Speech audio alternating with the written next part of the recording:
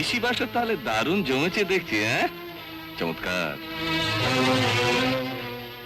তাহলে সোমনাথ, সত্যি রে, অনন্য না জীবনে একটা অন্যরকম স্বাদ এনে দিয়েছে। এই না হলে লাইফ দারুণ এনজয় করছি। আপনাকেই ক্ষতিপূরণ দিতে হবে। হ্যাঁ, শুনেছি সোমনাথ সেন আপনার পার্টনার। 1 লক্ষ টাকা ক্ষতিপূরণ চাই আমরা। তা আমাকে এসব কথা বলছেন কেন?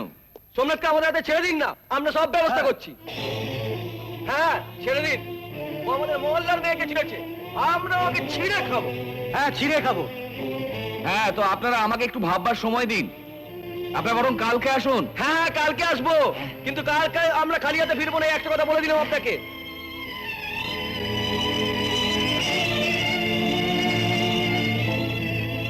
বিশ্বাস কর, মাইরি বলছে। তুই কি বলছিস? আরে বাবা, তুই তো বলেছিলি ক্রিয়েশন যারা করে তাদের নাকি মদ মেছেলে সব দরকার হয়। হ্যাঁ হ্যাঁ, তাই তো তোর ক্রিয়েশনে অনন্যার শরীরে এখন নতুন জীবনের স্পন্দন। আমি তোর বউকে সব জানিয়ে দেবো। না বিক্রম, না না, তুই এত বড় সর্বনাশ আমার করিস না।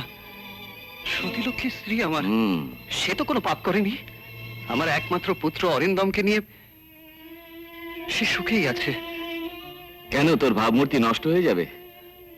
বউয়ের কাছে তোর সৎ চরিত্রটা আউট অফ ফোকাস হয়ে যাবে।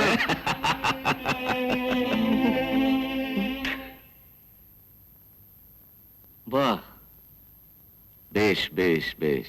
না না বিক্রম, না, তুই এত বড় ক্ষতি আমার করিস না। আমার নিজের ভাইয়ের থেকে আমি তোকে বেশি ভালোবাসি। আমার নিজের জীবনের থেকে আমি তোকে বেশি বিশ্বাস করি। এই কোম্পানি আমি আমার রক্তবিন্দু দিয়ে তৈরি করেছি। আমি তোর টাকা শোধ করে দেবো। আমার লাভের টাকাটাকে তুই কেটে নিস। তুই জানিস আমাদের অফিসের ক্যাশে, আমাদের ফার্মে কোনো টাকা নেই, সব টাকা বাইরে রোলিং হচ্ছে। বাজার থেকে চড়া সুদে আমায় টাকা ধার করতে হচ্ছে। তুই বন্ধুর জন্য এটুকু করতে পারবি না? আমি আমার বিদ্যে দিয়েছি, আমার বুদ্ধি দিয়েছি। প্রতিনিয়ত আমি আমার ব্রেনটাকে পরিশ্রমের হাতুড়ি দিয়ে পেটেছি। দিন রাত খেটে এই প্রতিষ্ঠানটাকে আমি দাঁড় করিয়েছি। আরে বাবা, তোর চাকরি তো আর যাচ্ছে না। তোর অংশীদারিটা তুই কিছুদিনের জন্য আমায় লিখে দিচ্ছিস। আমি এই ফান্ডটা মর্টগেজ করে অনন্যাকে ক্ষতিপূরণ হিসেবে দিয়ে দিচ্ছি। তুইও কলঙ্কের হাত থেকে বাঁচলি। টাকা শোধ হলে বন্ধক ছাড়িয়ে নেব, আর তোর ভাগের অংশটা তোকে লিখে দিয়ে দেবো। বিক্রম, ফার্মের লক্ষ্মী, তোর সঙ্গে কি বেইমানি করতে পারি?